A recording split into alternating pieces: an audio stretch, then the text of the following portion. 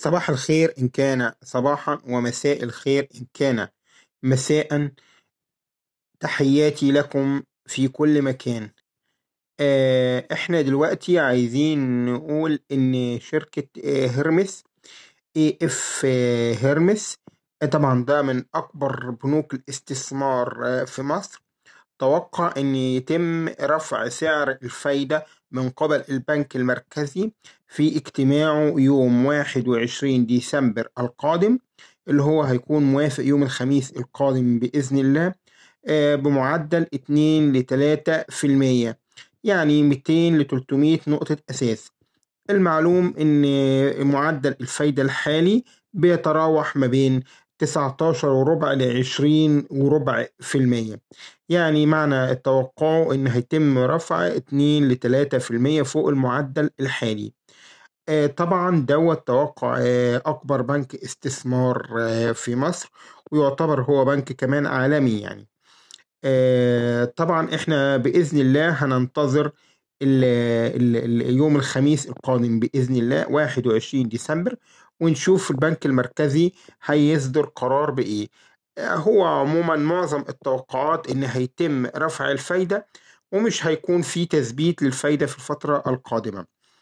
هو غالبا طبعا لما بيتم رفع الفايدة بيتم البنوك الكبرى زي البنك الأهلي والبنك مصر والبنوك الكبرى المصرية بتصدر شهادات بأسعار أعلى، وهم عودونا على كده دايما. هل ده هيحصل المرة دي؟ هنشوف. احنا عموما هننتظر اجتماع البنك المركزي يوم 21 ديسمبر 2023، وطبعا دوت آخر أسبوع من السنة، سنة 23، وأكيد إن شاء الله هنشوف القرار هيكون إيه. لكن هو زي ما قلت لحضراتكم إنه أكبر بنوك الاستثمار المصرية توقع رفع معدل الفايدة من قبل البنك المركزي في اجتماعه القادم يوم 21/12/23، 200 نقطة أساس ل 300 نقطة أساس، يعني من 2 ل 3% عن معدلها الحالي. معدلها الحالي يتراوح ما بين 19 وربع ل20 وربع في المية. أرجو من حضراتكم إن انتوا تعملوا لايك للفيديو وسبسكرايب للقناة.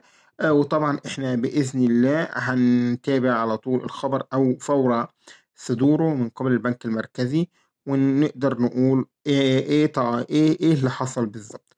وطبعا لو أصدرت البنوك أصدرت أي أنواع جديدة من الشهادات طبعا وهنقول تفاصيلها ومميزاتها بإذن الله.